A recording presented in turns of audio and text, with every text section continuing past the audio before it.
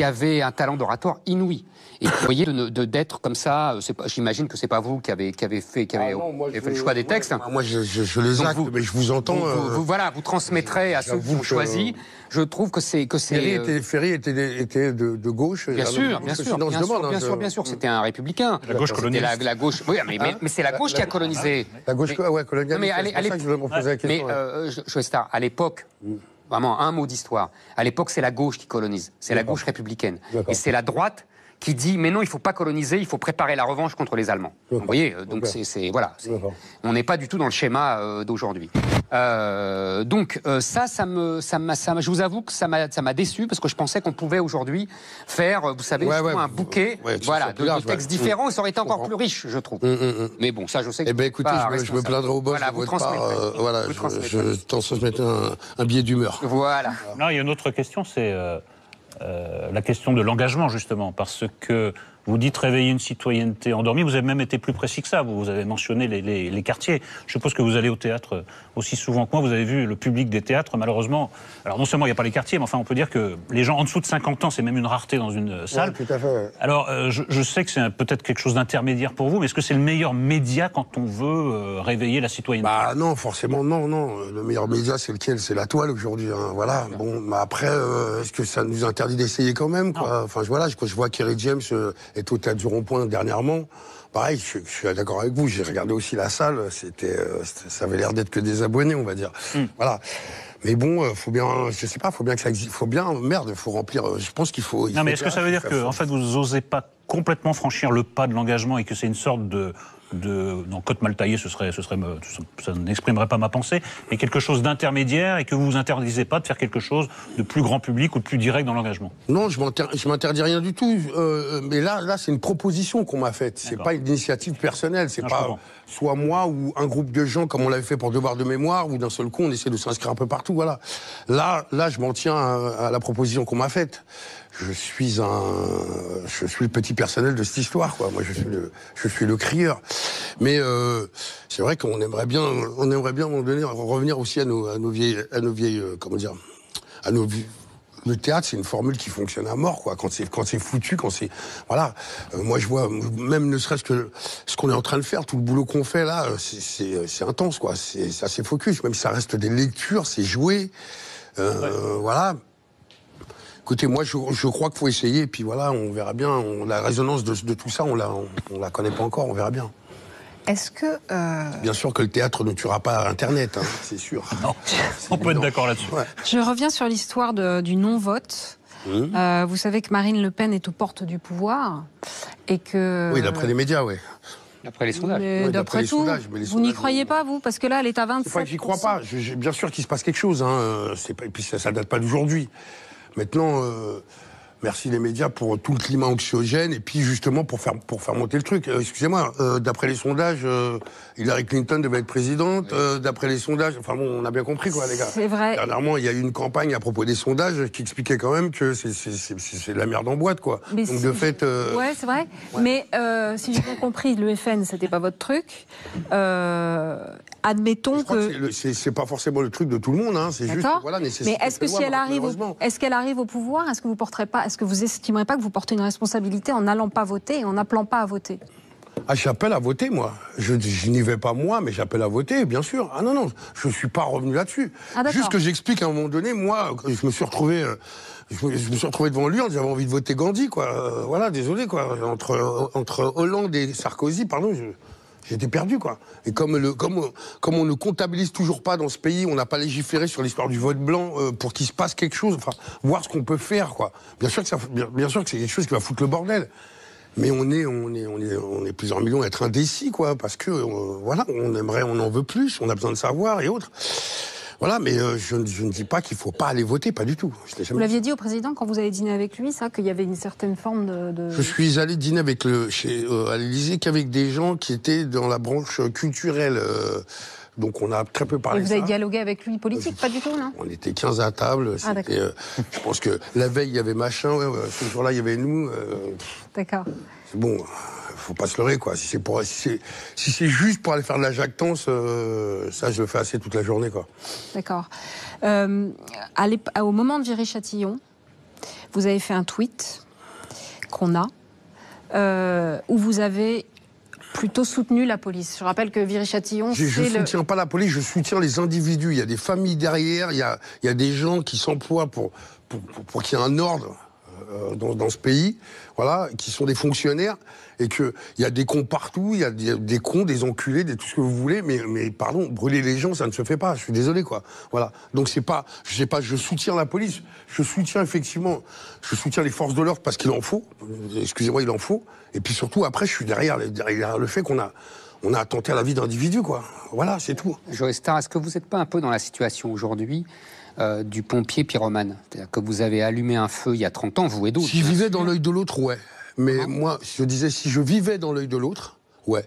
Mais je ne vis pas dans l'œil de l'autre. Vous comprenez que je pense ça? Oui, mais je vous réponds. Comme moi, je ne vis pas dans l'œil de l'autre, j'en ai strictement rien à... Ah non, mais ça, que vous en avez rien à faire, je comprends. Mais moi, quand je vous entends dire ça... C'est-à-dire que moi, j'ai ma vie et effectivement, quand on a chanté Nique la police, déjà, il faut bien l'écouter aussi.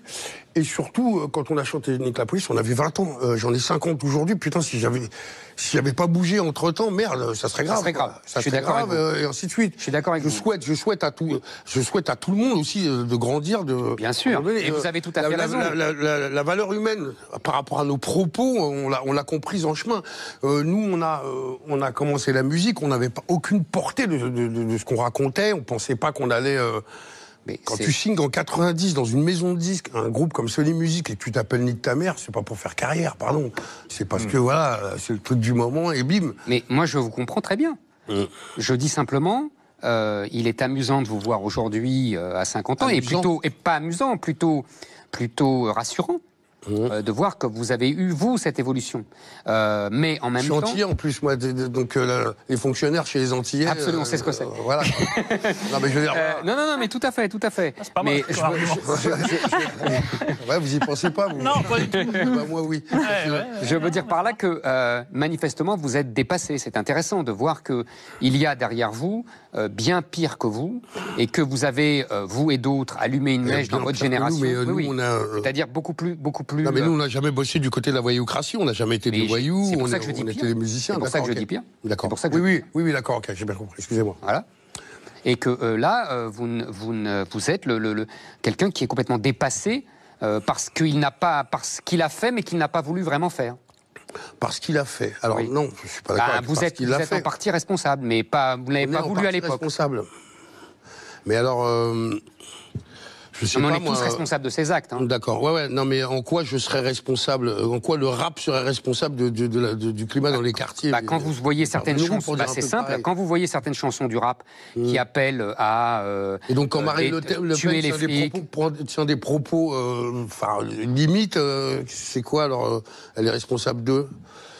elle est responsable aussi de ses propos et de ses actes. Mais vous savez, elle se fait le relais, d'après elle, d'une certaine France. Oui, c'est la vérité. Alors, nous, on a été... Vous avez fait le relais d'une autre partie. Mais c'est ce qui ne sous-entend pas qu'on est responsable d'eux, parce que vous parlez de responsabilité. Vous savez... le mot responsabilité, c'est quand même vous savez, la même chose. Moi, on m'accuse et on m'attaque en justice pour des propos que je tiens, et on m'explique... Après, vous avez décidé d'être un fouteur de merde. Pas du tout. Moins que vous. Moi, ce que je vous dis juste, c'est que nous, on se fait le relais. Voilà, nous mettre une responsabilité. Moi aussi, je me fais on a aussi écrit aller à l'Élysée, brûler les vieux et les vieilles, il faut bien qu'un jour ils payent. Où sont nos repères? Qui sont nos modèles? De toute une jeunesse, vous avez brûlé les ailes, tari la sève, bref. Excusez-nous, c'est du ressenti, c'est de la musique, on peut pas nous inscrire dans le climat, genre c'est nous qui mettons le feu au poudre. Vous savez j'ai toujours trouvé que c'était vous savez qu'en 1945, il y a des écrivains qui ont été fusillés pour les propos qu'ils avaient tenus. Ils n'avaient rien fait d'autre. Et on a estimé que ils étaient... je mériterais d'être fusillé alors? Ah non, j'ai pas dit ça. Je vous dis que chacun est responsable de ses propos, c'est tout. Mais moi, je ne suis pas en train de me déresponsabiliser de quoi que ce soit. C'est juste que je trouve que c'est une aberration que de nous mettre sur le dos. Je trouve qu'on a le dos large. C'est-à-dire que à côté de ça, il y a tellement de gens qui œuvrent dans les quartiers pour les gens, ainsi de suite. Donc eux, alors ils sont responsables de quoi? Enfin, la responsabilité, c'est que quand elle est négative, mais quand il y a des choses positives qui se font, on n'entend plus rien. Donc, je trouve ça... Eric? Moi, je vois pas beaucoup les choses positives. Non, mais d'autant que dans je vois pas beaucoup les choses positives, mais... Ouais, mais parce que... Je suis professionnel du négatif, c'est ça? Non, à force de faire le con, vous avez de la merde dans les yeux, c'est tout, quoi. Ah bon? Je croyais que c'était un autoportrait, ça, alors. Non. Chacun le sien. Mais d'autant que, si on veut être équitable, dans les propos récents de défiance envers la police, c'est pas des rappeurs qui sont distingués, c'est plutôt Marine Le Pen, qui a donc dit qu'il y avait des fonctionnaires de police qui prêtaient la main à des complots en faveur d'officines pour déstabiliser tel ou tel candidat. Donc si on veut être juste, il faut quand même voir ce qui se passe à la fois dans le rap et dans les derniers discours de Marine Le Pen. Cela dit, moi je vous rejoins, vous n'avez jamais appelé à lancer des cocktails Molotov sur la police. Ce qui s'est passé à Viry-Châtillon est d'une extrême gravité et c'est condamné autant par moi que par... Excusez-moi, non mais c'est un mauvais débat. Là c'est bon. Non, pas du tout, c'est faux. C'est faux. Le rap, il y a des tas de chansons où il demande de tuer les flics. C'est des gens qui font du business et que si nous on avait appelé à faire ce genre, à passer à l'acte de cette manière, si on l'avait fait, ça aurait été pour des raisons sociales, ça aurait été en réaction à... Là, c'est pour du business. C'est des mecs qui veulent pisser dans les coins, marquer leur terrain, et qui à un moment donné n'ont pas conscience que y a des familles... Enfin, voilà. Eh ben d'accord, je dis pas le contraire. Il n'y a pas de peut-être. Peut-être les intentions sont différentes. Mais les réalités sont les mêmes. D'accord. Éric Zemmour a une vision du rap un peu globale. Et en fait, moi, je lis les paroles. C'est le moment où il a un neurone, quoi. Voilà. On n'a pas le temps de lui expliquer qu'il y a plusieurs raps. Et voilà. Voyons. Bon, alors, vous avez réagi sur l'affaire de Viry-Châtillon. On aimerait bien avoir votre avis, même si vous êtes exprimé ici et là, sur l'affaire Théo, la fameuse affaire Théo. L'affaire Théo, déjà, dans quel pays on vit pour que ça arrive, déjà. Voilà. Après...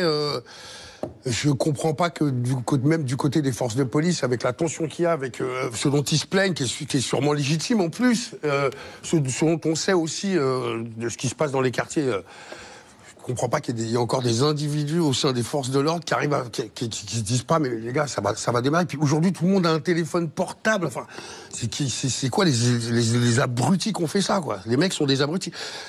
Voilà, la réaction que j'en ai, elle est très simple, c'est peur. 3 petits points, peur.